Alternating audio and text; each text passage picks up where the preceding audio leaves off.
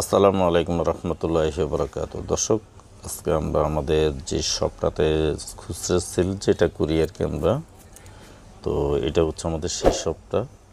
এটাতে আমরা খুচরাটাই সবসময় সেল করে থাকি।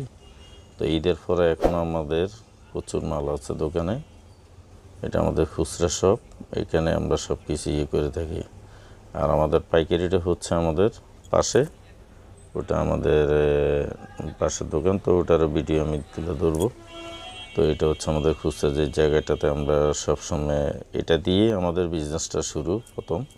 তো আমরা এটাকে একটু প্রায়োরিটি দিই বেশি।